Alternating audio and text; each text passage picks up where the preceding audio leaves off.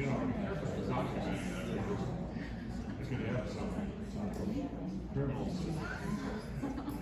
I would want to keep that under wraps.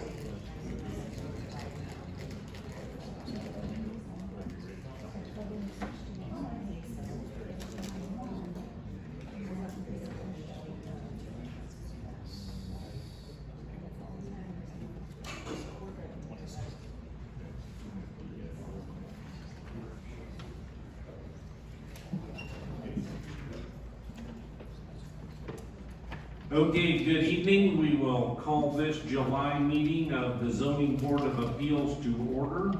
Roll call, please. Vaughn. Hoopie.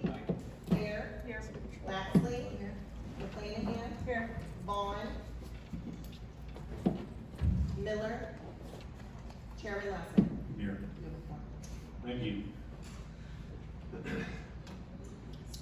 The zoning board conducts a public hearing to take sworn or affirmed testimony from all interested parties, both supporters and objectors, for each case that appears before this board tonight. This is the only opportunity you will have to present testimony in opposition or support of the petitions. Only those interested parties that have submitted notice 24 hours prior to tonight's meeting are allowed to cross-examine the petitioner. This is an opportunity to only question the petitioner, not to make statements or offer personal testimony. Upon final questioning, the interested parties may then make their closing comments. Others appearing here tonight and wishing to speak before the board must fill out a form located in the back of the table, on the table in the back of the room, and turn it in to Jackie or Melissa, and you are allowed to make statements only. You cannot ask questions of the petitioner. Groups that oppose a petitioner's request are asked to appoint a spokesperson to speak for the group in order to avoid repetitious testimony and to save time. Repetitious and off-the-subject testimony may be ruled out of order. Please refrain from repeating and be as factual as possible.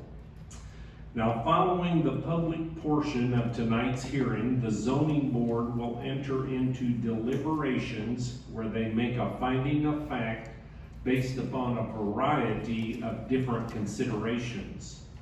The board is not bound by strict rules of evidence, and it may exclude irrelevant, immaterial, incompetent, or repetitious testimony. The zoning board does consider the following when deliberating on all cases. 1, the county zoning ordinances. 2, the county comprehensive plan. 3, the county land use plan. 4, local municipalities comprehensive plans. 5, the public benefit. And 6, the best interest of the county. For Class B variances and special use requests, the zoning board has the final authority on those cases unless there is a lack of 4 concurring votes. For Class A variances, special uses, rezoning, and code amendments, the zoning board will make a recommendation to the county board, and the county board meets the 4th Wednesday of the month. For Class A variances, special uses, rezoning, and code amendments, the Land Use Committee will also review those cases and make a recommendation to the county board. The Land Use Committee meets the 2nd Tuesday of every month. For Class A variances, special use, rezoning, and code amendments, the county board has final authority on those cases. Introductions tonight. I'm Chairman Dwayne Lesson. Jackie is our Community Development Administrator. Matt is our Assistant State's Attorney. Gabe is our Tri-County Planner. And Melissa is our Deputy Administrator. In the first row here are the zoning board members, and in the second row is the land use committee members. Does anybody have any questions before we start?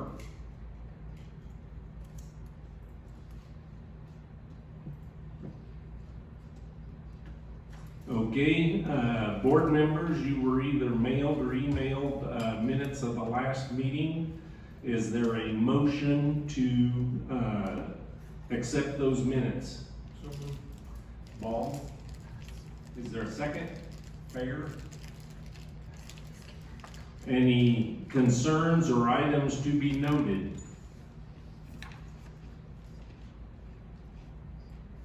All in favor of approving the minutes, say aye. Aye. All opposed? Minutes are approved. Okay, now is the time for public comments on any matter not listed on tonight's agenda. Any? Yes? Is there a microphone over there? Yes. Do you wanna do it here? It'd be easier for the maid. There we go. Got it?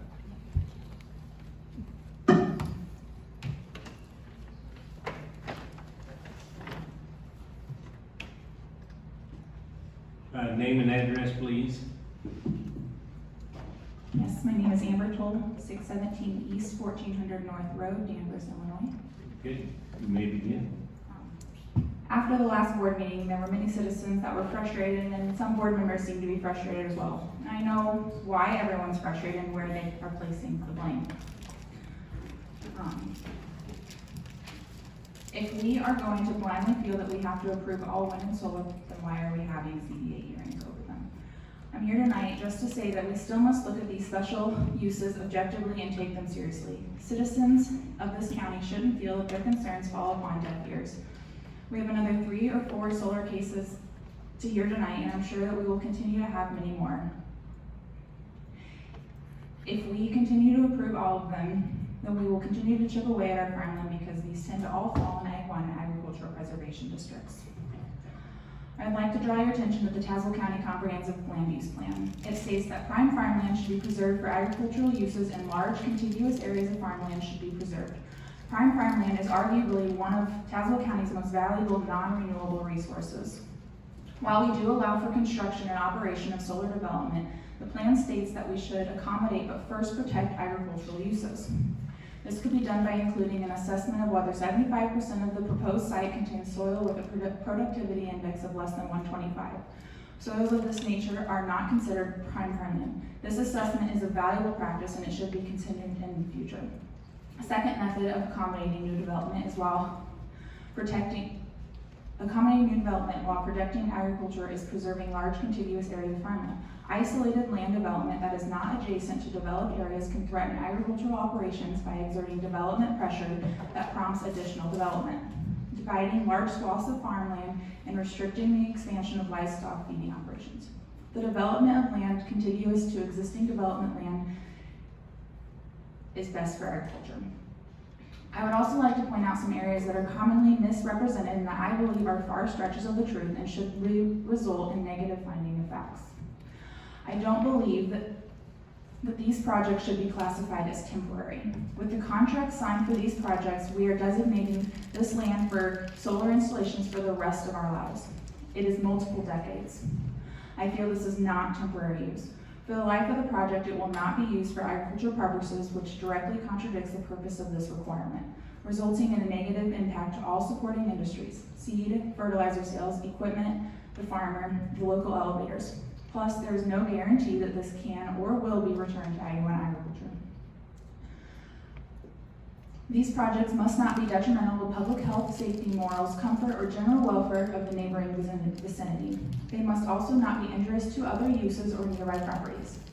While this may be possible in peak operating conditions, we do not live in a perfect world. Things happen. Weather, for example. I'd like to provide one example. In the event of a natural disaster of a tornado, many acres of glass and other materials could be distributed across thousands more acres of prime farmland. The responsibility of cleanup falls upon the landowner where the glass lands, not where it originated. This is vastly different from the normal cleanup produced from an A1 agricultural district.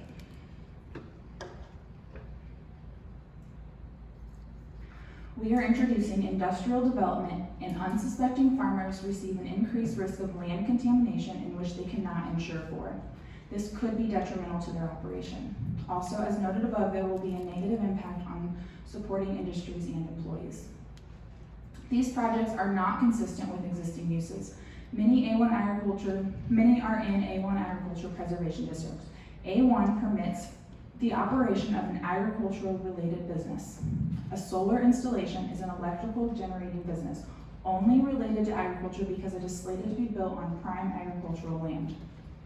In summary, prime farmland should be preserved for agriculture uses, and large contiguous areas of farmland should be preserved. The sites should meet 75% requirement of soil PI being under 125.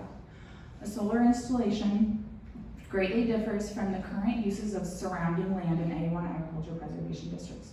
The debris and level of insurance is greatly different from current land uses of surrounding agricultural properties. There is a negative impact on supporting agriculture industries. Recently, I came across a quote after visiting the 200th anniversary of Funk Farms, and I believe E.D. Funk said it best. It seems that we ought to make these farms more worthwhile to the world. We fell heirs to them. We did not earn them. We pride ourselves that we own them, but in a broader, truer sense, we are but tenants upon them for a few short years.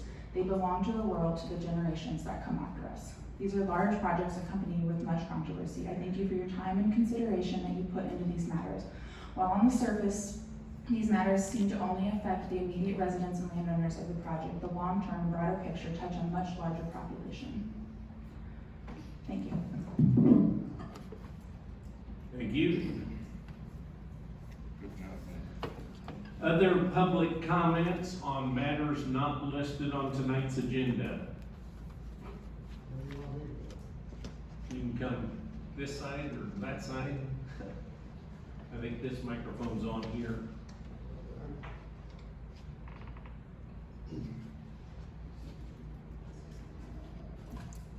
Name and address.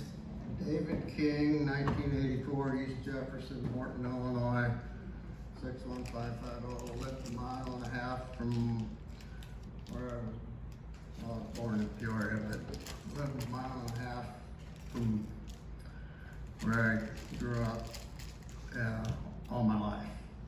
So, Okay, thank you. Your comments? this is an email I wrote to somebody else this morning, so I'm going to read parts of it.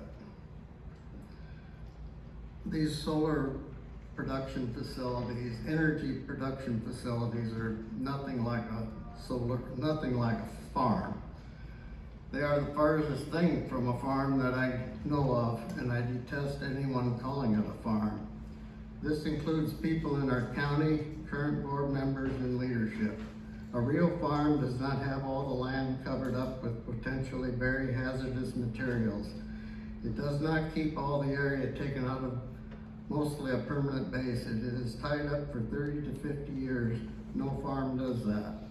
I've heard the project manager of the Coyote Road project southwest of Delavan say it will be returned in 30 years to be more productive ability. That is totally false statement. He had no research backing that up. I know for certain that if one takes land out of production for 30 plus years, it will be devoid of the life in the soil. Soil is not just dirt. It is living and vibrant with many microbes, humus, bacteria, fungi that comes from the decaying crop residues and much more. We cannot see this as much of it as it's smaller than eyes can see it. It is the lifeblood of what makes it mostly viable and will come to a standstill for 30 years. Yes, it's possible to be brought back to health. I truly believe it will never return to the potential that it once had.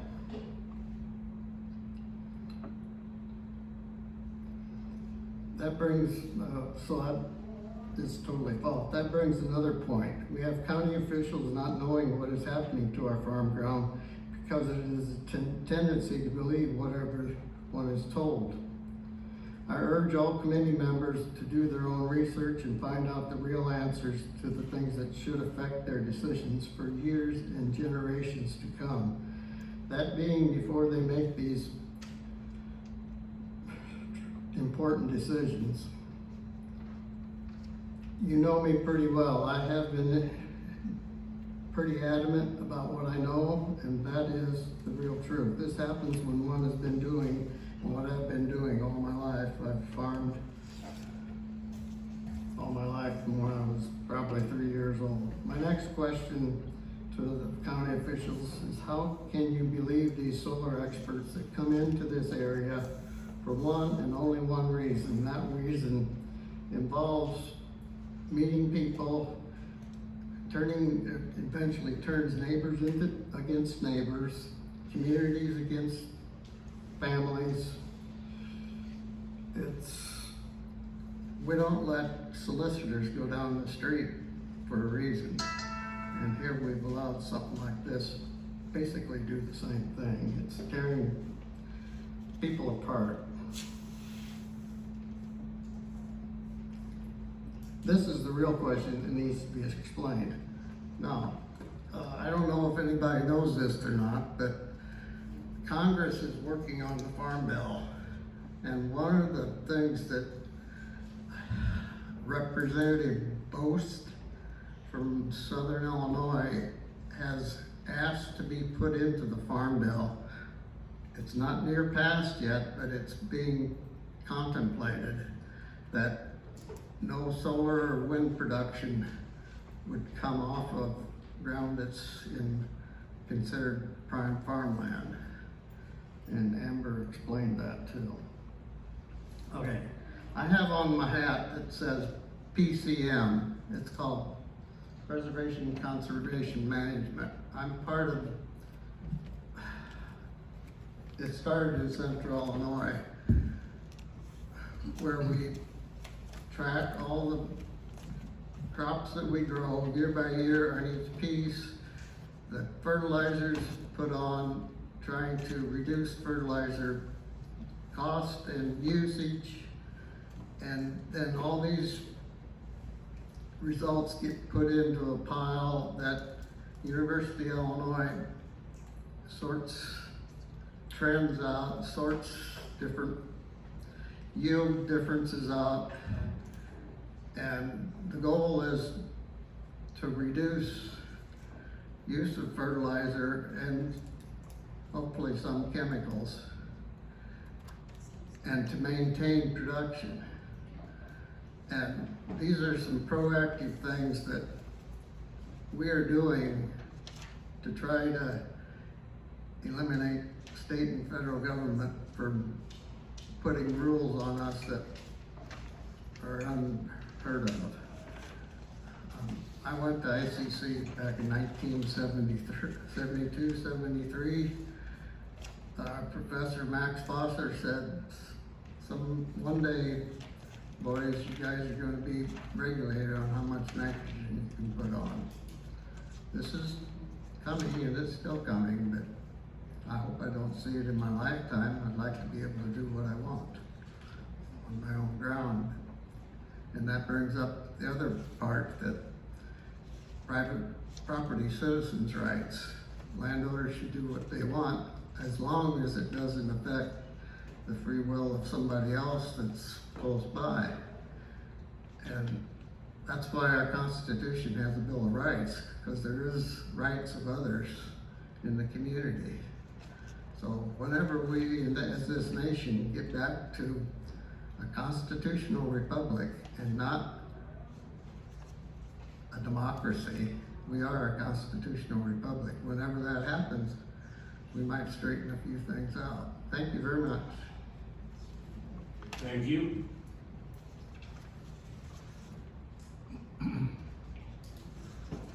Other public comments on matters not listed on tonight's agenda?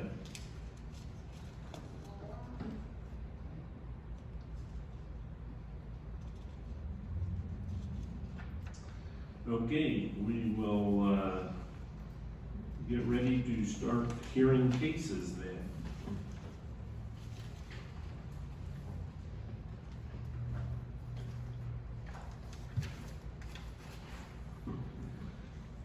Okay, our first case tonight is 2423S, the petitioner Jeff Duval requesting a special use to allow a adaptive reuse of an existing structure, formerly the Groveland School, to allow for a private commercial business, currently Vanilla Gorilla Security, to conduct tactical law enforcement and security classes and training within the existing structure located in an R1 low-density residential zoning district.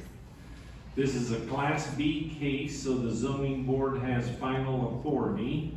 And so Jeff Duval and Ben Wallach, both of you are here, okay?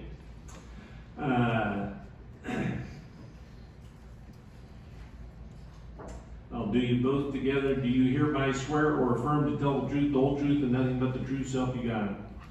Yes, sir. Yes, sir. Okay, reports, Health Department, the proposed operation will require a private sewage disposal system of adequate capacity and functionality to serve the facility operations, employees, and visitors. The only record Tazewell County Health Department has of the septic system on the property is that additional tile was added to the seepage field in 1979, and 2 new 1,500-gallon septic tanks were installed in 1990. We have no information on the design, the layout, or the capacity of the seepage field. In order to ensure adequate septic capacity and function for events such as those mentioned in the ZBA application, a licensed septic contractor must inspect the private sewage disposal system to ensure that system is properly functioning and provide a detailed diagram of the septic system components and all applicable setbacks. A soil boring may be required to ensure the system is adequately sized, and the application mentions hosting food trucks in the grassy area of the property in order to prevent damage to the private sewage disposal system. Vehicles cannot be allowed to drive or park over the system. Tazewell County Soil and Water and Tazewell County Farm Bureau had no comment. Tazewell County Highway Department had no comment, and Groveland Township Road Commissioner had no objection. And Gabe, has your findings of facts changed or the same as last time? They're the same. Okay, and Melissa, the video's the same? Yes. Okay.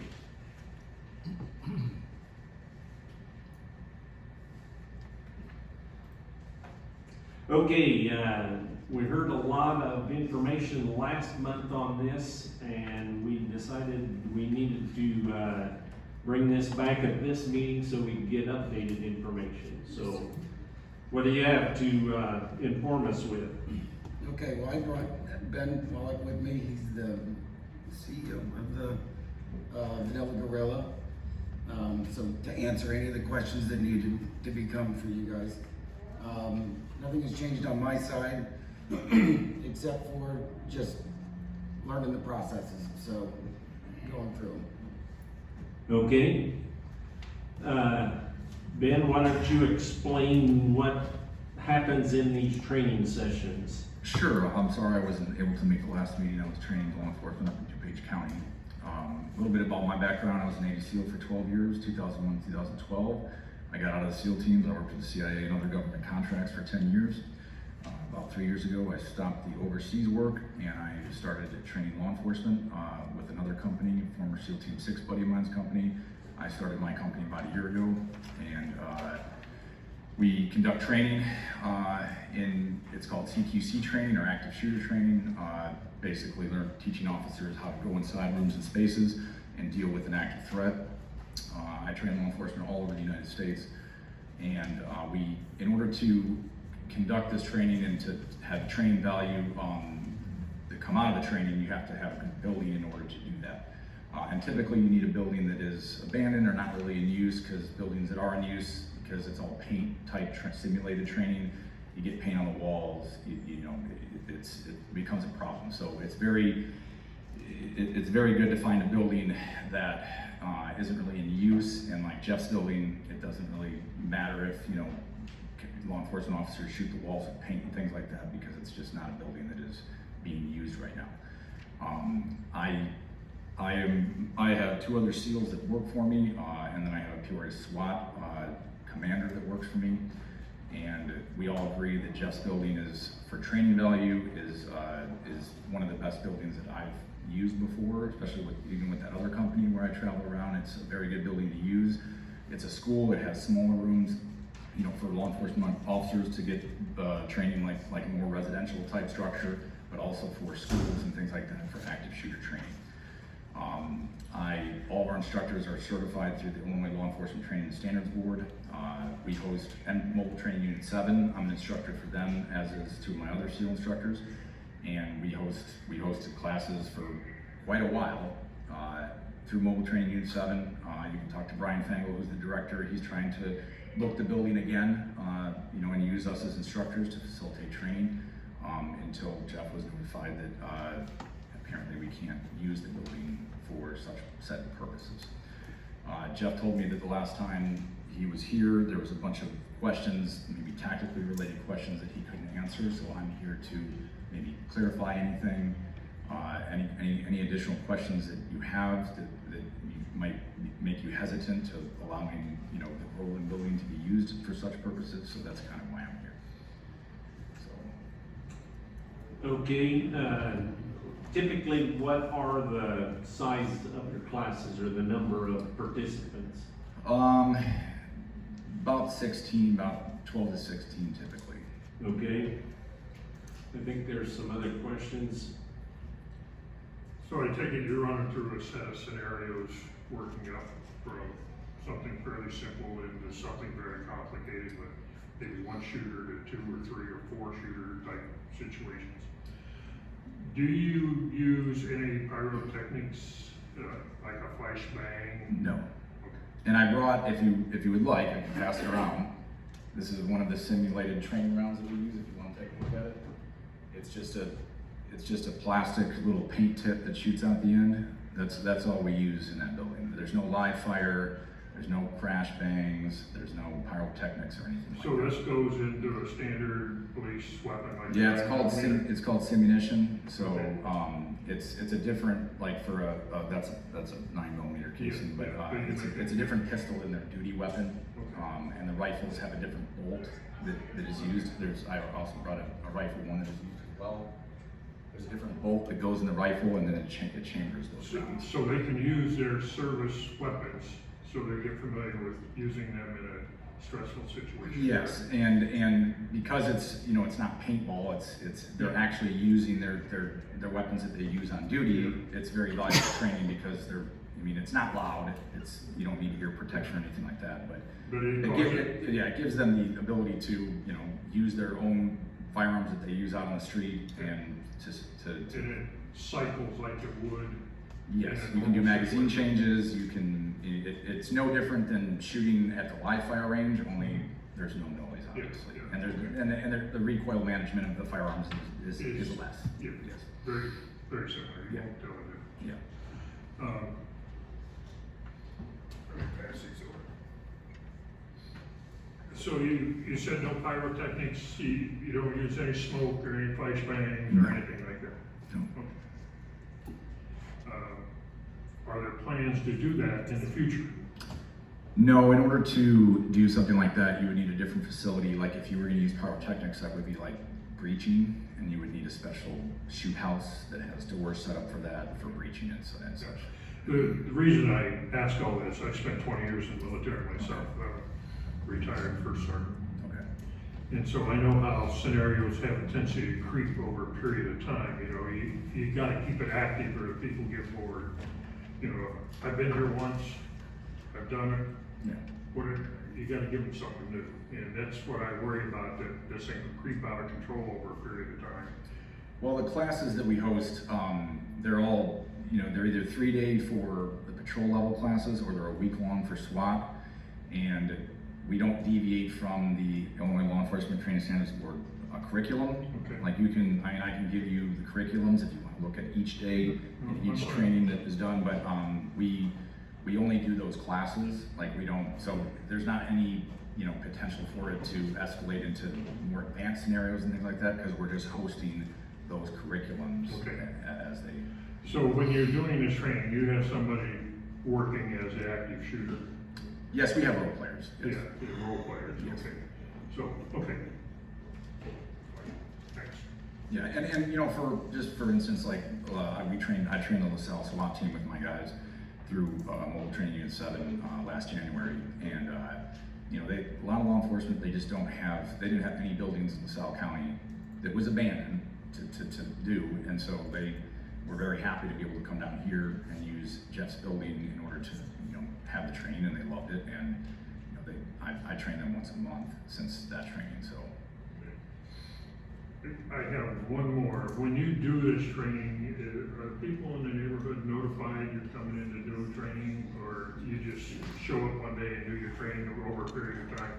I don't think the locals are notified, but the law enforcement groups have like a training in progress sign that they put out front. Okay. You know, and obviously. So there's something A there bunch to of law tell enforcement people. cars in the parking lot. Yeah, that people aren't wigging out over 8 or 9 cop cars sitting Yeah. there. Okay, good. Okay, board members, other questions? Land use? Yes.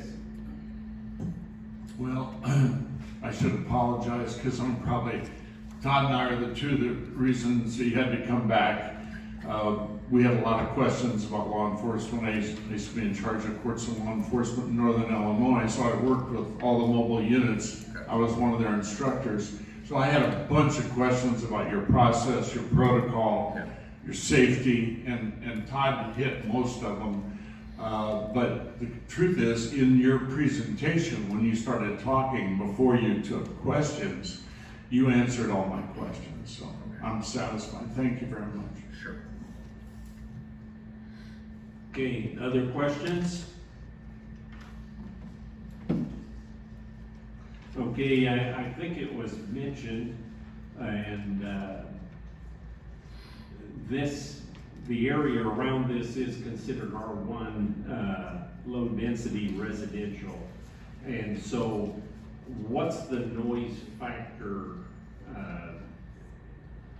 Are these paint things as loud as a bullet, or? No, there is no noise. I mean, Okay. if I was shooting that in here and you were in the bathroom, you wouldn't be able to hear it. Okay, and so it's not like he said they look out their window and they see 8 or 10 cop cars and then all of a sudden they hear 20 shots go off. No, you're not gonna hear it at all. Okay. It's very. Okay, Feel safe with all those cop cars. Yeah, and the Mobile Training Unit 7 used to use this OSF building in Peoria for a lot of their training, for this type of training. And because I train the Peoria SWAT team, and we've used that building quite a bit, but it got sold. So they're kind of out of the building right now. So that's another reason why Brian Fangel's trying to book club courses with me, and it's affected my business, obviously, since it's been a month or so since I haven't been able to do anything. So that, I guess I'm, speaking for myself as well.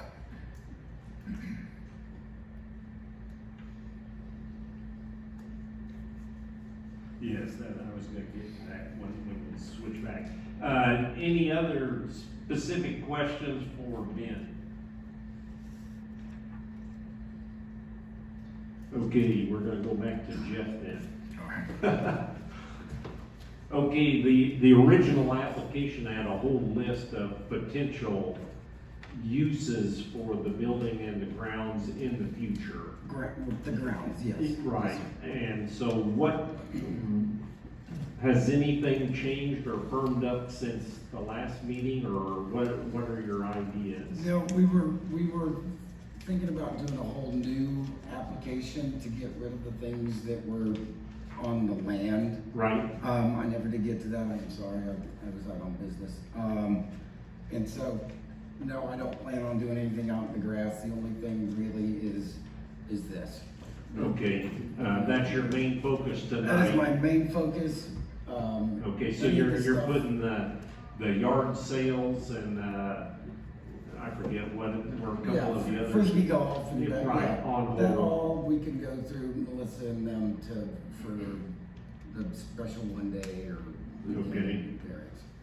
Okay. Board members, questions for Jeff? One of the photos we saw last time had a portable heater. It obviously was in the wintertime we were training. Is It there? was below zero. Yeah. When the sound guys were. Yeah. You just gotta make sure you do something about that because. 100%, yeah. Yeah, fire marshals might have something to say. Yeah, I would agree with that as well, yes, sir. Okay, other questions, land use? Board members? Okay, the health department had quite a, list there, and I think there's maybe a representative or two here tonight. They indicated 16 to maybe 20 at the most is about your class size. Yeah, 20 would be pushing it. Okay, is the septic system adequate for 16 to 20 people? It was a former school. Is there a health department person in the audience that could answer that? I cannot answer that because it's such an old system, we don't really have a record of what was there. Okay, yeah, why don't we get you to a microphone? Yeah, Melissa, if you wanna go that way, you can just take one of these on the left.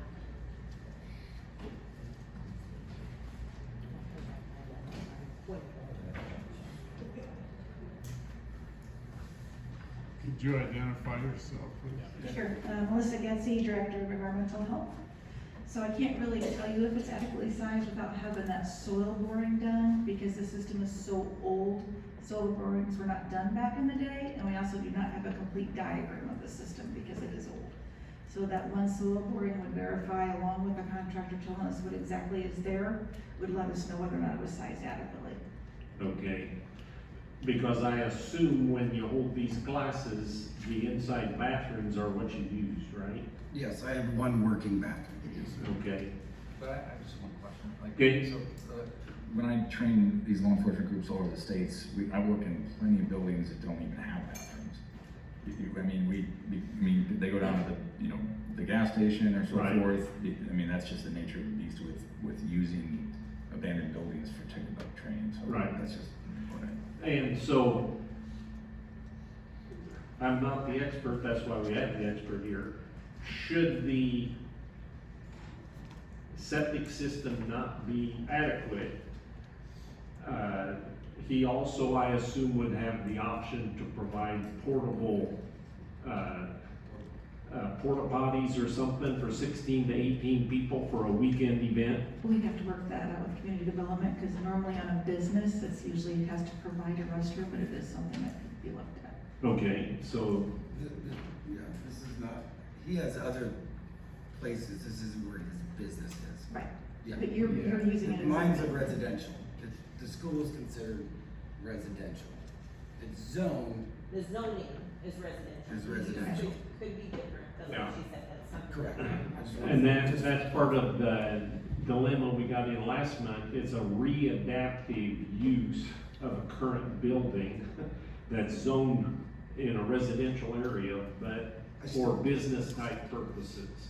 And so we don't wanna get too hung up on the law or code, but yet we still have to recognize it. That's something we can work out with community development to look at. We do, all the time work out things with. Okay, We can still do that, by the way. any questions for the health department? They do a great job. Yeah, as a show, I Okay. agree. Thank you. Any final questions for either Jeff or Ben? Board members or land use? Okay, closing comments? Nope, just thank you guys for your time, and I appreciate working with you more in the future. Okay, and we appreciate you coming back and answering questions. Thank you guys.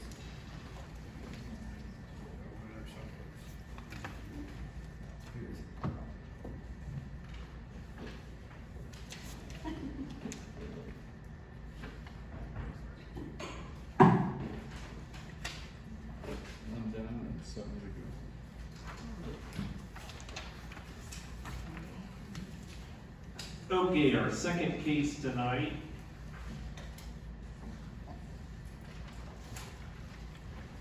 is 24-30-S, Ronald Tomlinson, special use to allow the operation of a home commercial business for the purpose of operating a trucking operation in an A1 Ag Preservation District. This is a Class B case, so the zoning board has approval. Ronald, are you here? Okay.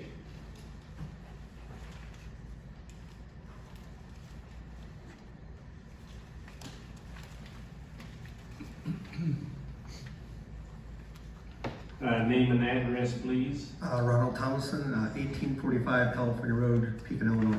And you hereby swear or affirm to tell the truth, the whole truth, and nothing but the truth, so help you God. I do.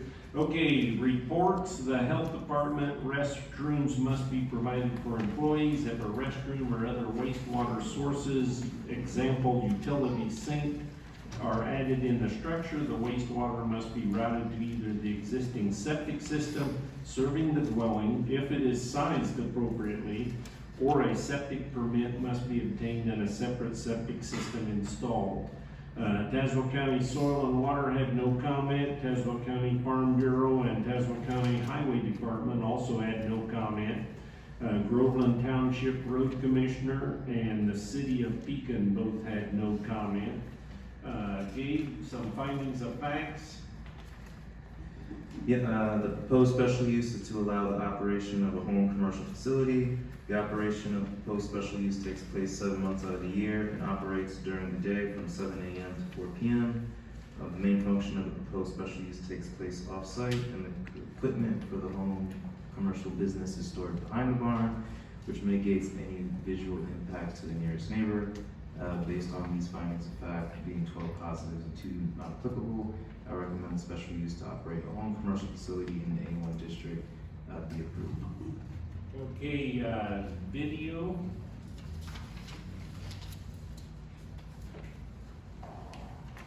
This is case number 2430S, petitioned by Ronald Thomason for special use. From Exhibit A, this direction is west, directly in front of us, the existing dwelling, an attached shop. In the distance, what is indicated as the parking area.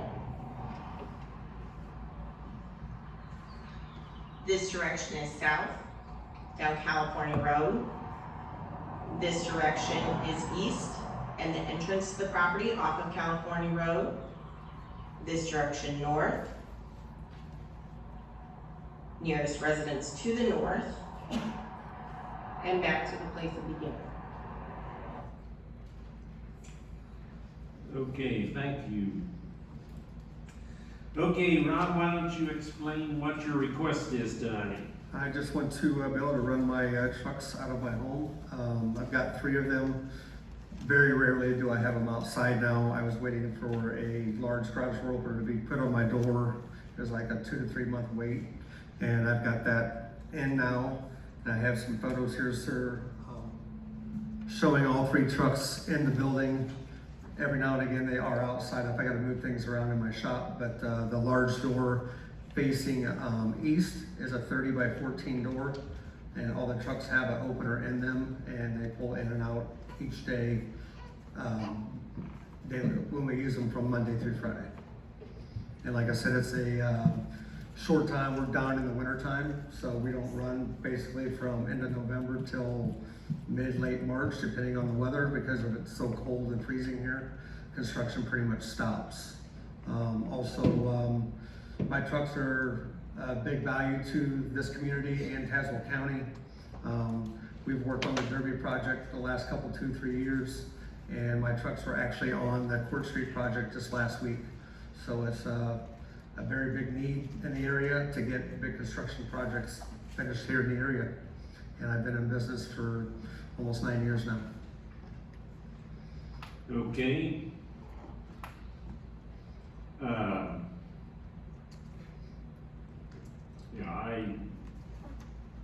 And I do have a bathroom in the shop actually too. Also, there's a half bathroom in the actual shop itself, not in the home. Okay. You indicated there are 3 dump trucks. Are they all tandems? Yes, they are, sir. Okay. And what's the majority of dirt, gravel, sand? Dirt, gravel, sand, concrete, but it's always usually on site, or we take it to a dump site, you And you know. don't store anything? No, I do not, nothing. On your property? No. Okay. I take some extra dirt every now and again. Yes. Because, you know, in the back for my own use, if I'm able to, if the contractors gives it to me to use, and I have a tractor. But you're not storing I am anything not, on nothing, site? nothing at all. Okay. Okay, board members, questions? Yes. So I'm looking at Exhibit B, and it shows an asphalt driveway with your gravel lane going up to your barn. Yes, Do you have a permanent easement to use that? yes, I do. I've got it all in writing and stuff when I bought the property from Mr. Byland. Okay. When I went in front of the board, they okayed that 100-foot easement.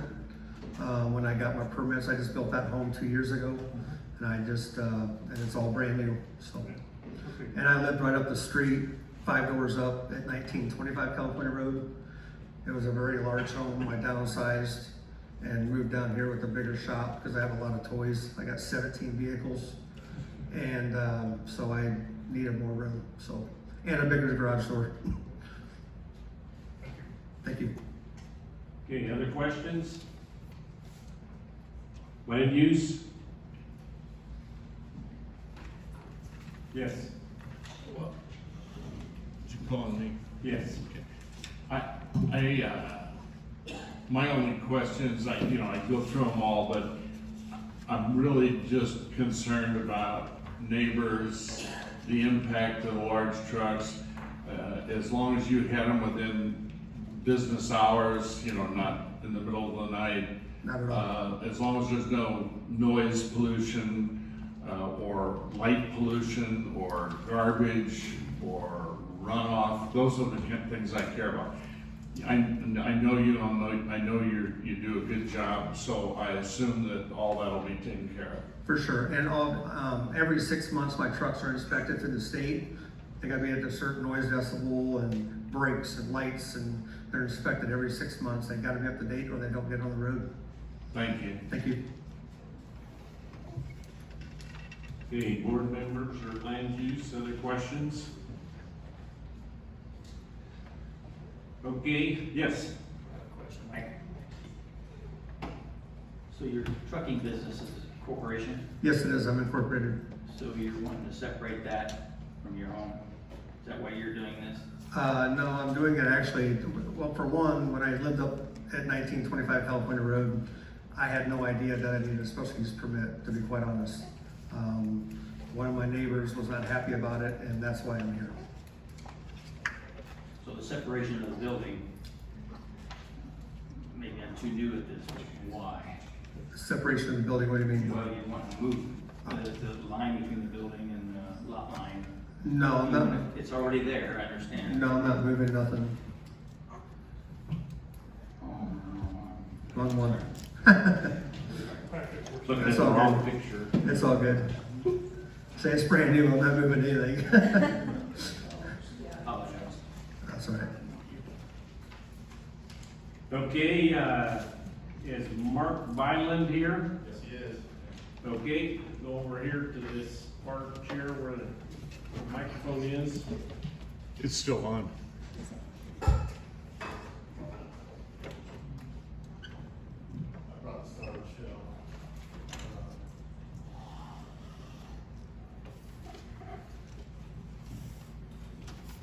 Brandon, she probably won't say a whole lot, but if she does, I'm sure she'll bark it out.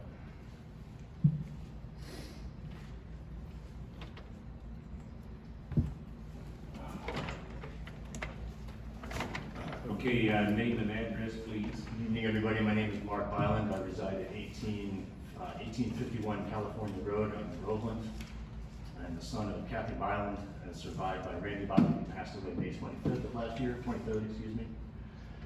Okay, and is this Kathy Byland? Yes. Okay. My mother. And her address? 1851 California Road. I'm her live-in caregiver. Okay, this is for both of you because you're both signed in here. Correct. Do you hereby swear or affirm to tell the truth, the whole truth, and nothing but the true self you got? Yes. Okay, how this works is we usually allow you a short period for opening comments, and then you will be able to ask questions of the petitioner, and he will be able to ask questions of you, as well as the board and land use can ask questions. So we keep it rather formal, so opening comments? In an effort to attempt to keep this formal, I will try and abreast everybody of the cliff notes on this. I've lived in Vermont for 30 years. Over the course of the last 30 years, my father and I didn't get along maybe about 4 or 5 different times for a period of time, about 2.5 years each time. Well, roughly that began probably about somewhere in 2021, 2022, roughly about the time when the land was being subdivided and sold off to Mr. Ronald Thomason. At the time when our relationship went south between my father and I, one of the last discussions that we had was the fact that the land was being subdivided, and I asked who was going to broker the deal. He said there was no broker involved, it was a friend of the family, and it was literally a handshake over a beer at a Super Bowl party. And of course, after picking up the phone and saying, please, you know, I majored in business law and so on and so forth, this is not what you do. You never sell off a piece of land simply based upon a handshake deal over a beer, ever. You want a written agreement that both of you agree to, that states very clearly what the driveway is going to be used for, what the intended purposes of the land were, so that way there aren't any surprises, there's no Trojan horse type of atmosphere that's essentially established. And so, that's the last time that my dad spoke. He said he was having problems with the person that was building the house. And I didn't know any of the reasons why. I offered my help at that point in time, and he said that he and my mom pretty much had it entirely under control. Don't worry about it. Well, I didn't know what was built. I didn't know how much land was parted off. I had no idea until I pulled into the driveway on May 22nd of last year to be with my dad for the last 14 hours of his life. On May 23rd at 3 a.m. in the morning, he passed away, and still in the midst of all of this, I had only seen the building as I pulled up, and I was like, okay, so whoever built this didn't read the room when they put this building up here. And so obviously there was a problem, and I didn't know that this problem existed. Fast forward about a year, mind all the dump trucks running all of last year and so on and so forth, and then the personal RVs and stuff like that being pulled into the garage in November throughout, October into November, and then the stuff coming back out in January, February, March, shuffled around, so on and so forth, and the trucks start rolling again. In the meantime, my mother finally sees all of the RVs and everything sitting outside of the house and asked me what was going on, and I said, well, you live next door to an RV storage facility and a trucking company now. And quote unquote, for 9 months since I had been there, she hadn't said a word other than, it is what it is, we pretty much just have to deal with it, it sucks. She finally said, he's not supposed to be doing any of that. So that sparked a conversation that went on throughout the course of the day, and me trying to dig a little deeper. She's getting old, she's 80, she's ex-Marine, so on and so forth, she's done her time. But she's, suffering from a little bit of dementia, a little bit of Alzheimer's and so on and so forth, but every once in a while she'll come up with a good bit of fact and so on and so forth. And so I did my best to try and dig out what I could throughout the day. By the end of the day, I pretty much knew what I had to do, and that was place my call to Melissa and find out exactly where the situation was and what was in progress and what was already happening. So, to catch everybody up, in November of 2022, my dad filed a complaint because it was never discussed with my father or my mother that there was, one, going to be a trucking company running next door, and number two, that he was going to be storing RVs for anybody. So, January 8th of 2023, a court date rolls around. To my knowledge, Mr. Thomas wasn't present. There was a judgment issued, a fine handed down, and a continuation ordered. So, approximately 4 months later, the man passes away, and this is when I entered the picture. Up to this point, I, again, knew none of this was a deal. I just simply knew that the land was subdivided and somebody built a house. Not a house, they built half a Kmart-sized building and then put a small house next to it. And so, The whole year goes by, my mom sees all this stuff sitting out in the yard in February or March of this year, says this to me, and so that's when I called her and I find out that there's a fully established court record, court documents, and she asked me, would you bear witness to any of the things that you're seeing, and I said, happily. If it means continuing the footsteps of my father, would absolutely have adamantly done to fight this every step of the way. That's why I'm standing here, sitting in front of this microphone right now. I firmly believe in the American way and the ability to run a business and so on and so forth. And I firmly believe that if a family's in trouble and they need to subdivide their land for whatever reason, financial or not, whoever that purchaser may be needs to be forthright and forthcoming. They need to put the things on the table and say, this is who I am, this is what I plan on doing here, this is all the stuff. I've already gone from the town to the county, I've already done everything, it's all in order. You're okay, don't worry about it. From what I understand, and basically I did bring a last email that was sent on May 13th, which documents that this man standing before you had been threatening my parents. Now, I understand that you have a business that you want to run, that you have a way of life that you want to maintain, and things that you want to do, and so on and so forth, but that kind of came at the expense of taking advantage of my family. Excuse me a minute. We're here to decide if, His special use permit should be granted. home commercial business, okay? Correct. Doesn't matter what happened up till now, we were not privy to that, or so on and so forth. And so, you need to wrap up your original comments very quickly. Absolutely. So now, since this has essentially been forced upon us, that is simply just happening, we're curious, what do we do about the driveway, since there is no agreement for the easement that was never established, nor would he have ever agreed to it if there would have been an agreement drawn by my dad. Okay, And if there, let's stop right there a minute. You had just indicated that there was an easement, or there is an easement. they're granted access. There's no Wait a minute, definition wait a for minute, terminology. Wait a minute. You understand? Wait. Okay, you indicated, if I remember right, you asked if there was an easement, and you indicated yes. Yes, but Is it a legal easement recorded at the county and you can prove it? Yes, I do. And when they come out and did all the stakes, and when they did the actual, the corners and everything, there's a 100-foot easement.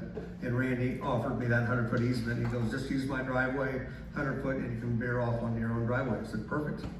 And it's in that document. I've got all that paperwork at home. Okay, and so you claim that there is not an easement? No, I'm not claiming there's no easement. I'm claiming that since we have a shared driveway, when the time comes, I plan on selling that property. Now, I invite any of you to subdivide your property and share the driveway with the new neighbor, and then explain to any potential buyer what's going on next door, and also to suffer the consequences of having your property value devalued slightly by, and then also, what are we doing about maintenance on everything? There's. Okay, let's get things straight first here. Board members, everybody look at this, and I don't know if you have this, you should have it. I'm looking at Exhibit B, okay? And the red line outlines the building that you're housing the trucks in. And there's a gravel entrance that goes up to that building. I was under the impression that this little brown house to the right is yours, okay? My home is to the right of my building. Okay, It's so attached this to it. little brown house to the right Correct. is you They guys. built that in 1996. Okay. And so, When you come off of California Road, you turn onto that driveway. Yes. And have the easement for 100 feet. 100 feet, and then it goes to your gravel, and the To my gravel property. goes another 100 or 100 and some odd feet to Just your like- property line. Like 400 feet. Right, okay. So your contention is that there is no easement? No, I'm not contending the access to the driveway. What I'm contending is that now that he's essentially running a trucking company, which was never discussed with us for use of an easement, that he now either be granted his own driveway, because it's also in the first court document, which obviously we can't submit now, but this is the topic of the first court case, which happened in January 8th. There was never a discussion of running a trucking company, there was never a discussion of running dump trucks on that driveway. As soon as my dad saw that these dump trucks were being driven on the driveway, he pulled the plug on it, or tried to. And that's when the threats began. Okay, leave the threats out of it, there's nothing. It's important. Okay. Can I say something, sir? Yeah, wait just a minute. Okay.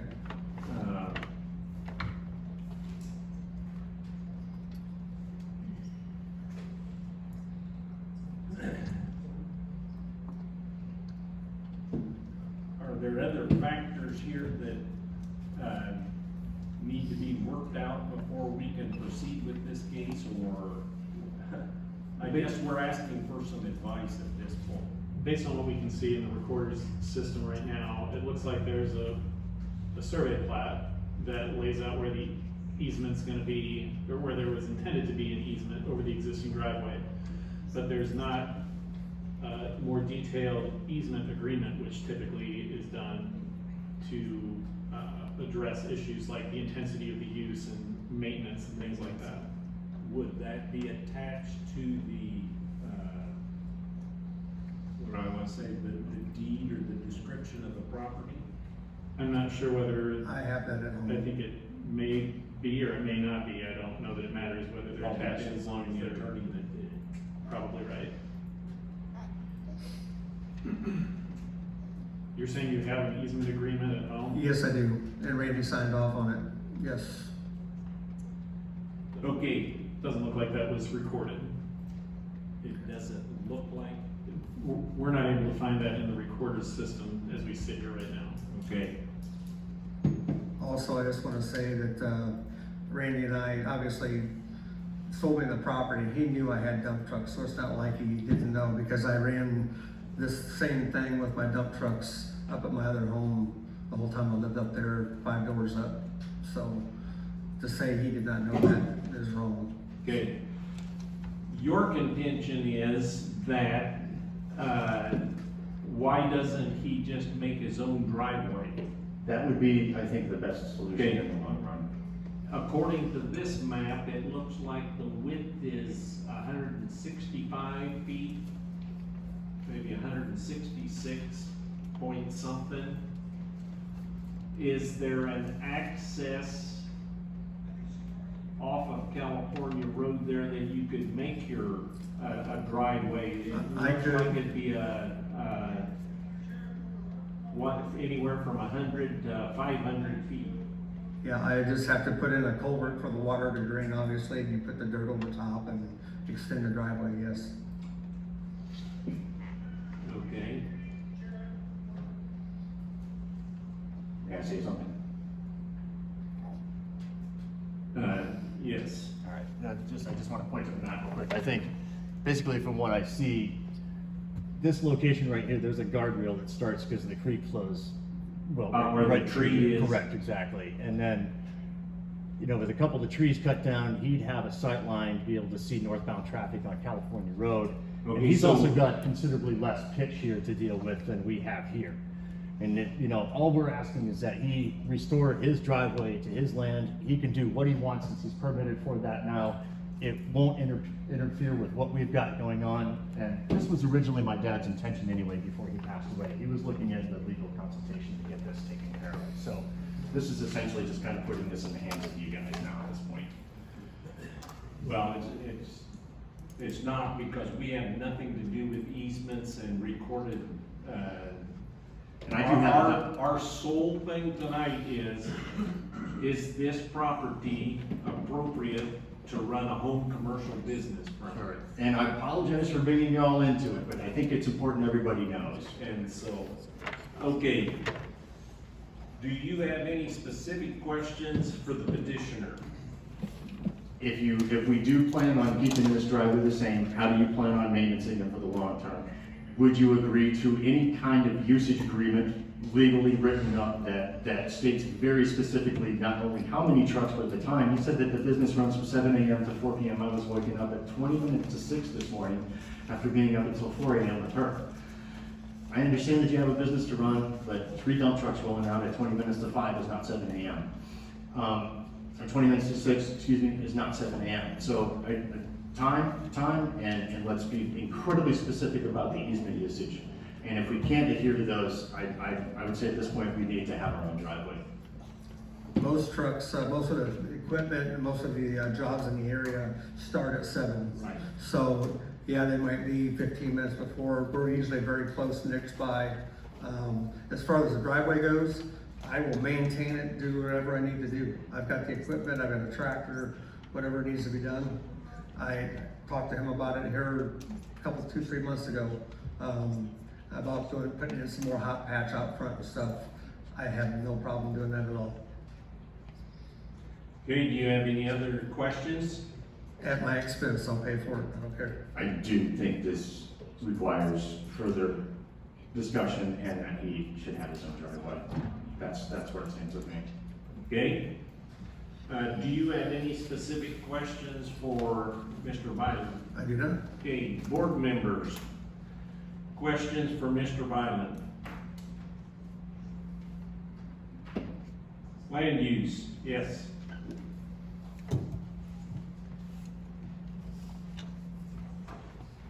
So, I heard a lot of pain, a lot of misery, a lot of stuff that is way beyond the authority of the zoning board of appeals. In fact, it sounds like you ought to be talking to a private attorney about things. But I'm comfortable with the tenor of your presentation. I just want you to know that. You seem like a nice guy, other than that. So, my question to you is, we got the driveway issue. Yeah. Are we okay on everything else? I wanna know what the other issues are, the ZBA needs to. I think it's the threats. I think it's the matter of. Talk into the microphone so everybody can hear. I think it's a matter of the threats that were not only issued to my folks, but also me. April 29th, I received a call from Mr. Thomason and a request to work on the end of our driveway because he was having problems pulling the dump trucks in and out. And I said, wait, you mean the dump trucks that you're actually not officially authorized to have here? And he said, what do you mean? I've got all kinds of permits from Tazewell County, I can do whatever I want. So he wanted to extend the culvert over our driveway and widen it to make it easier for him to get his trucks in and out of. And I figured that it was at that point in time, because he hadn't mentioned to me anything yet about having been fined, that's when I mentioned to him that you need to contact Tazewell County. There's already been a hearing, you've been fined. He blew up on the phone at me, and then on that was April, so May 2nd, I had run an errand for my mom, and I got back, and it was about 3:45 in the afternoon, and I stepped out of my truck and didn't have my cell phone running, and I really wish that I would have. I was treated to the full spread of homophobic slurs to your dad hated you, everything, every single thing from across the board. Why don't you come down here so I can kick your effing ass and so on and so forth. Sir, Sorry. that's okay. Threats and things like that are obviously illegal, they're criminal. It's the kind of thing you should certainly take up with the sheriff or, I think that's, just a sec.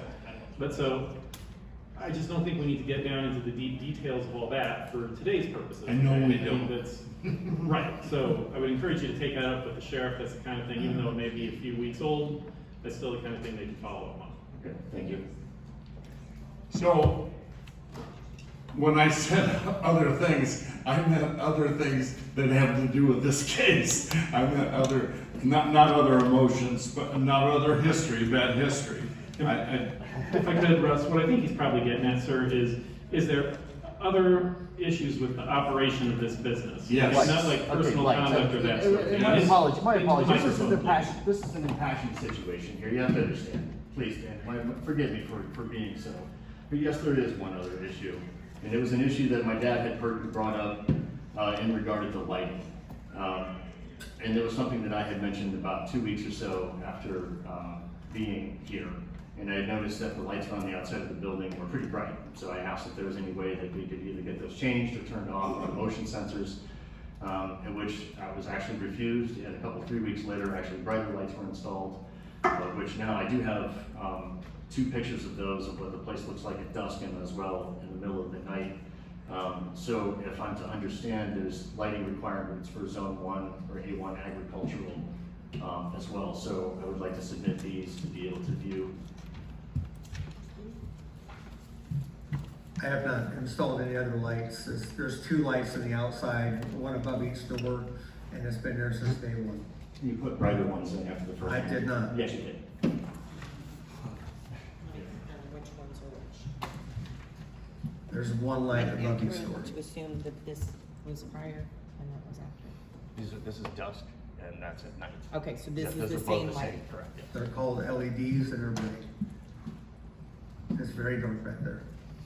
So, it's for safety, Yes. so I can see. One's later tonight.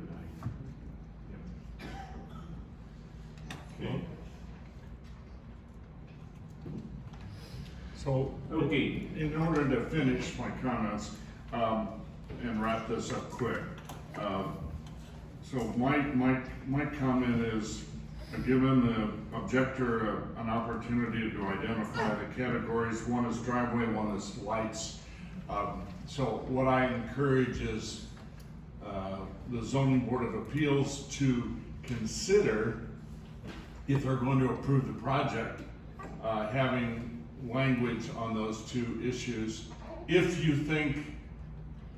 have been convinced that it's needed. I'm not saying you should have been convinced that it's needed. I'm not fully convinced, but that's all I want to say. We need to move forward, and boy, you know, it's hell when you hate your neighbor. You know, all kinds of hell, and I would strongly encourage you guys to start getting along. Okay, On the lights, are they censored? So they only go off when there's motion? No, they're on dusk till dawn. That's still not, Yeah. okay. I have 1 light above each door, that's it. It was like that when I got the permits and they come out and did final inspection, nothing has been changed. okay. Other, questions for Mr. Byland from the board or from the land use? Yes. So the door facing south has a light, Yes, the door facing west has a light. east. Okay, right, east, yeah, I keep going on with there. Okay, have you considered shielding somehow away the, I could turn them down more obviously what they too. call it, light pollution, some of these LEDs now. Yeah. have shadow Mhm. brackets on them. Yeah, I could do Might that. be something simple to Sure. help with, especially on the east. And they've got 3 settings. I've got it on the middle setting. Yeah, So but it's not even on the brightest setting. I know I live next to a neighbor who was an electrician and he put up big lights and I thought it was the best thing that ever happened. But if they were glaring in my front window, it might not be what I. And if you look, I'm back behind their home, so it's not, you know what I mean? I'm back behind their home, probably at least 150 feet. You could speak to her about whether or not they're shining into her room, and they definitely do. I had to install blinds and drapes when I first got here because they were lighting up the room. Light up the whole house. The one that faces north, actually, I live upstairs, and I put a blind in that room because the bathroom shines through. It actually lights up through into my room through the bathroom. So those are definitely pretty intense. Also, I there's been a believe lot our of- neighbors to the north of me had to do blinds as well. Also, there's been a lot of theft out there in California Road the last couple of years, and that was one of the main reasons I wanted to do that, just to keep it safe. Because it is very dark back there at night. Okay, any other questions for Mr. Byland? Okay, now's your opportunity, a short time for closing comments. Well, once again, I appreciate everybody for sitting through my long, drawn-out, long-winded explanation of what's going on. I really have not much else to say.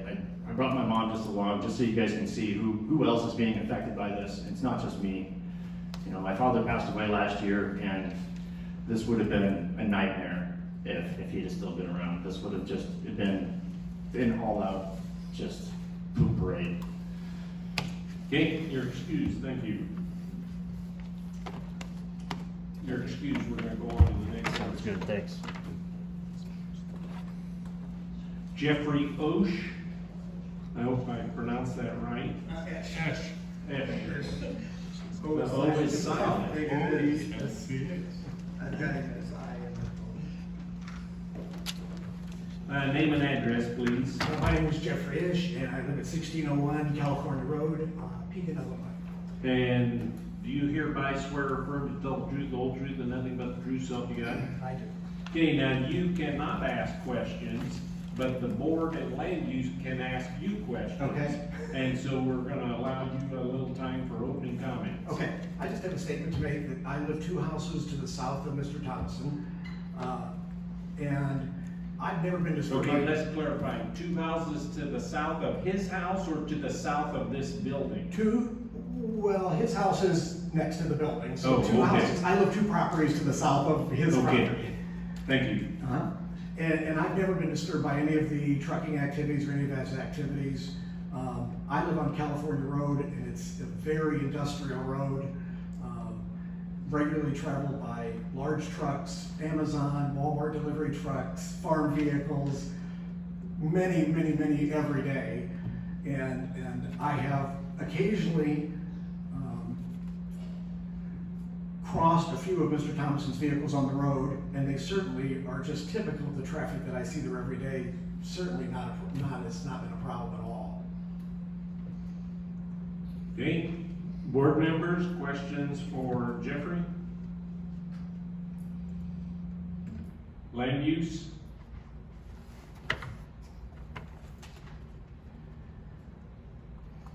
Okay, before I excuse you, you had mentioned that, and so, I'm gonna estimate, you're gonna tell me, when your trucks leave in the morning, are they pretty much gone all day, or They're gone. do they come home? No, they leave in the morning, come back in the afternoon, that's it. They never come back. There may be a time where one driver has some kind of appointment, so he's gotta come back. Or if we get let off early, possibly every now and again, if it rains. Right, weather. We come home, that's it. Okay, it's not like, 9 o'clock they come back, No, and then not at at all. 10:30 they come back. Not at all, sir, no. Okay. Okay, last chance for questions for Jeffrey. Okay, you have closing comments? Thank you, you're excused. I appreciate it. Thanks, Jim. Okay.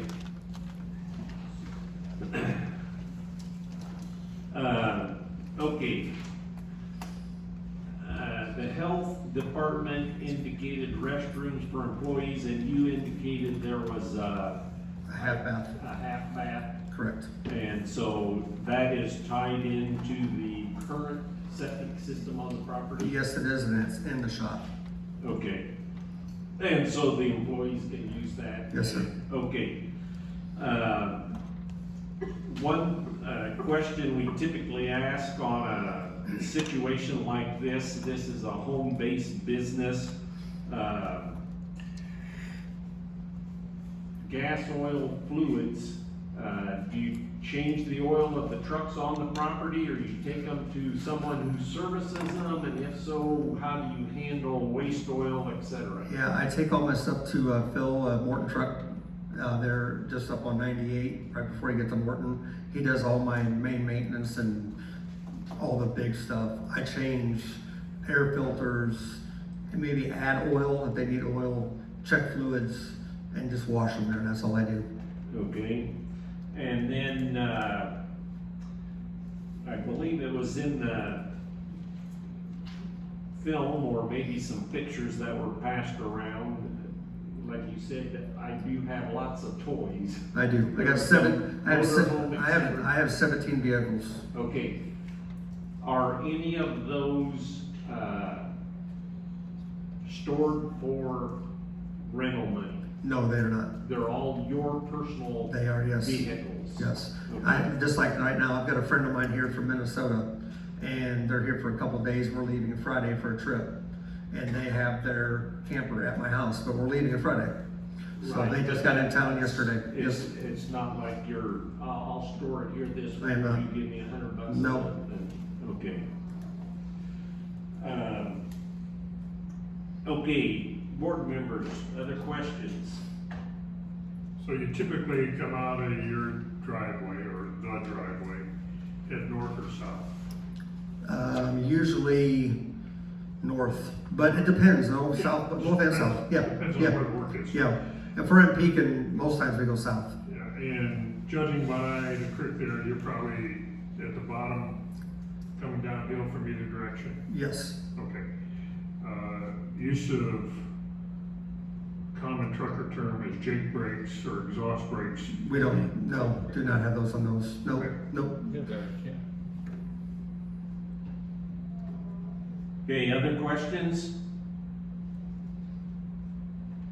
Land use? Yeah. I don't have any more questions, I'm satisfied, but I do have a recommendation.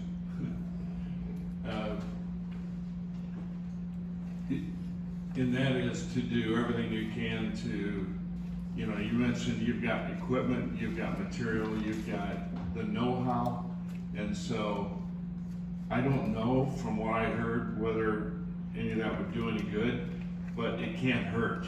Sure. And so I would try to do what you can to improve. You're going to improve what Exactly. you're trying to do anyway. It's not like you're doing it all for your neighbor.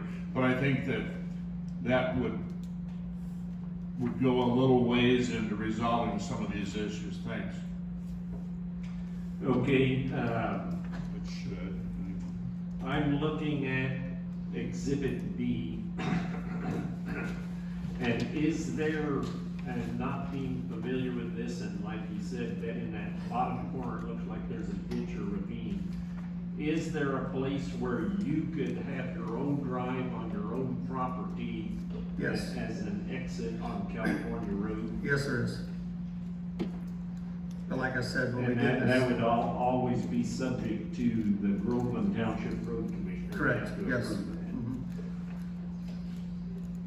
Are you opposed to doing that? I don't have a problem with it, but the big thing is, you know, I've got in writing and stuff that I had access, that was the whole idea. Randy signed off on that and granted me easement to do that, so, but if I have to, I guess I'll have to, I don't have a choice.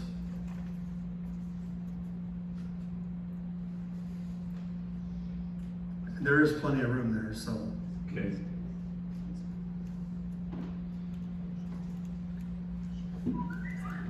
Other questions?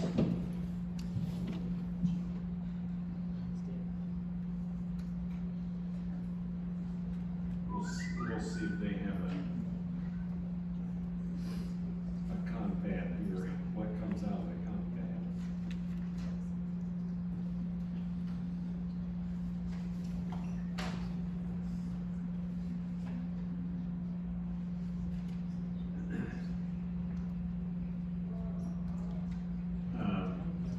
I'm gonna just think out loud here. Mhm. And so,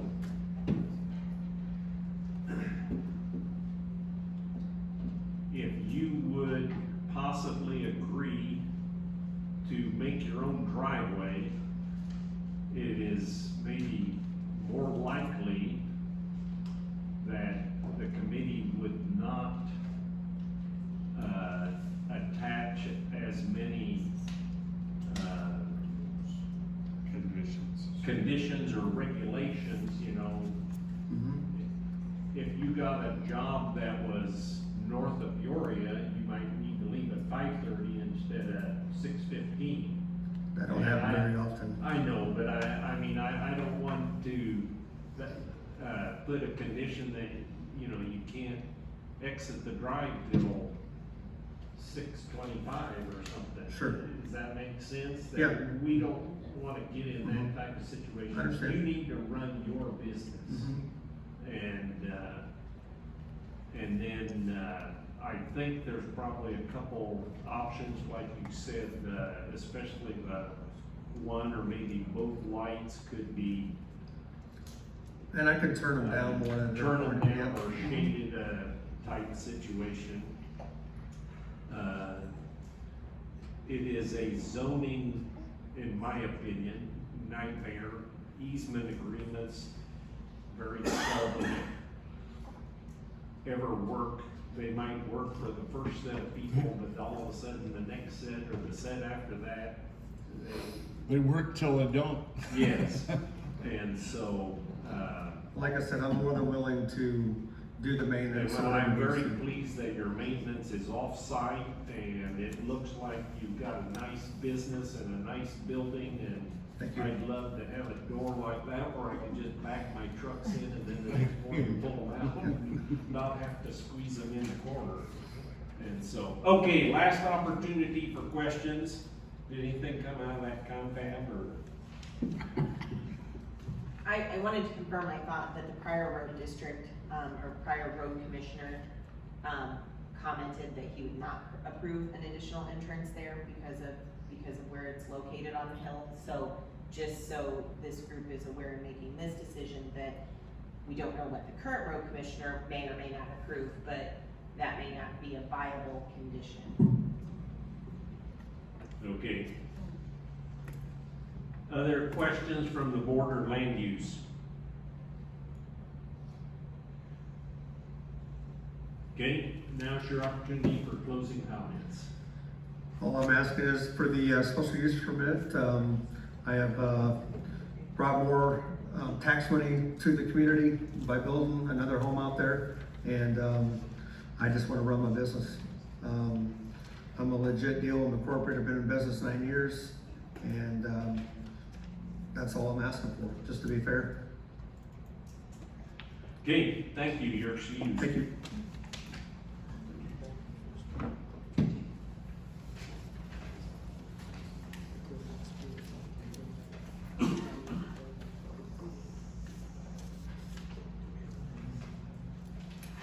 Okay, our next case tonight is 2431B.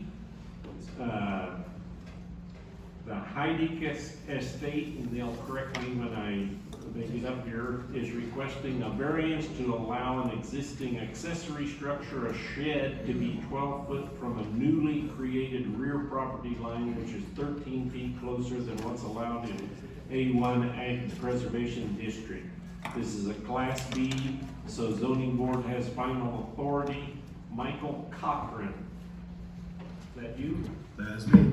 Name and address? Hang on. Like this. Oh. Good, it wasn't me. Name and address, please. Michael Cochran. I am with Austin Engineering Company Incorporated. We're 311 Southwest Water Street, Peoria, Illinois. And you hereby swear or affirm to tell the truth, the whole truth, and nothing but the true self you got? I do. Okay, reports, Health Department, a plat review will be required for any lot created less than 5 acres. Soil and Water and Farm Bureau both had no comment. Tazewell County Highway Department and Fond du Lac Road Commissioner both had no comment. And Ty Livingston, the City of East Peoria, had no comment. And this is a variance, so we don't have any findings of fact from Gabe, and so we will go to the video. This is case number 2431B, petitioned by the Heidick Estate for a variance from Exhibit A. This direction is east. Directly in front of us, the existing dwelling and accessory structures on the property. The newly created proposed property line will lie between the 2 accessory structures, requiring a variance of the nearest accessory structure to us. This direction is north down 10 Mile Creek. This direction is west, and the nearest residence to the west. This direction south down 10 Mile Creek, and back to the place of beginning.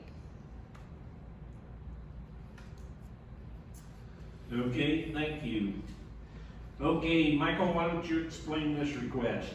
Okay, a couple months ago I was contacted by my clients, and this property is in an estate, and one of the things that they needed to do was separate off the residents from the farm ground as part of what they needed to do for the estate, which was where I was brought in, and that was my task.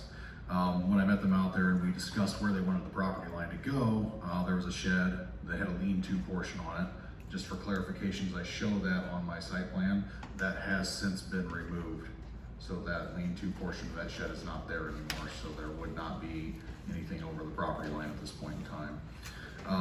When I discussed with them, they're showing where they needed the property line to be between the 2 buildings as per their agreement. I came to the realization there was going to need to be a variance required if we were to actually put that property line in that place. And So that's what led us here today, in order to get that variance. Okay, so the new proposed property line would be 12 foot from the back side of that shed. And the lean-to has been torn off and removed. Yes, that is gone. Okay.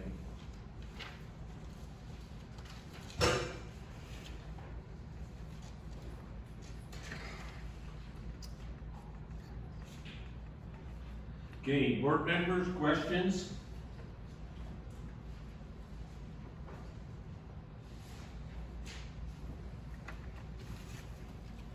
Land use? Yes. Just an easy one for Jackie, I think. So, how many feet are we talking about that he wouldn't need to get a variance? 13, 13 feet, thanks. 25. Okay, I'm looking at Exhibit A and Exhibit B. And is there still legal access off a 10-mile road to the farm ground in the back? It doesn't necessarily show it here. Oh, as far as like an actual entrance that has been installed? No, I mean, road frontage. Yes, that is all, they do. Yep, there is a road frontage, 10 Mile Creek Road. This, can I point it out to you? Yes, yes, That is the right of way line. Right. Down Creek Road, and that is where that property line goes to, so they do Oh, let that public okay. road all the way down. So board members, if you look at Exhibit A, and there's an arrow there that says, Sealy right-of-way line, 10 Mile Creek Road. That's roughly the edge of the farm ground property that heads back to the back portion. And they meet the, road frontage requirement up here because the two added together are greater than 250, okay? And the area partitioned off is roughly 1 plus or minus acres. It is just over an acre now. We have since finalized that acreage since I drew this up because of the timing of It's things, still but 1 point something. yes, yep. Okay. Okay, yes, Shed by itself, I don't get it. It is to be used for the farm. And there's access to this. Yes. and hopefully there's no easement through this property to get to that shed. No, there is not. No easements. Yes. So, on the plan that you presented to us, that shed that's gonna be standalone on the agricultural property will need a variance too, because it's only 24 feet from the property line and it needs to be 25. From my understanding, when I talked to Jackie, Jackie will probably clear this up real quick, but Because it sits back off of the road, that newly created lot line is considered a side property line, because it far exceeds what the setbacks are required, so it's fine. that's all I need. Okay. Thank you. Okay, other questions? Board members or land use?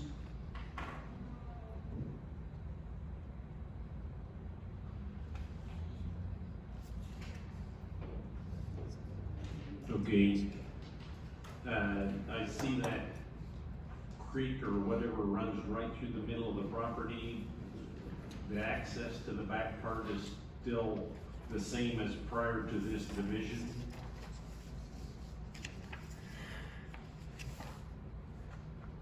yes, yeah.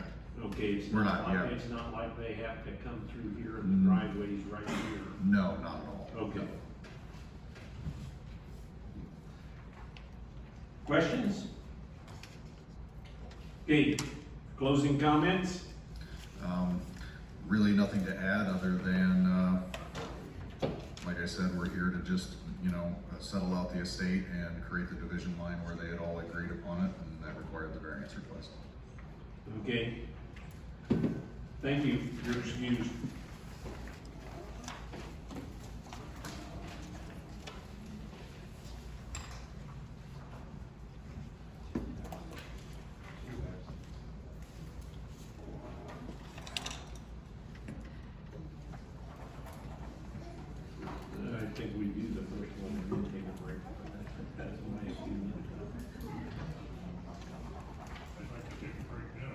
Oh, okay. At this time, we will take a short break, and then when we come back, we'll do 2425S, which is Apollo LLC. Yeah, I'm good. That's the only reason my wife's still with me.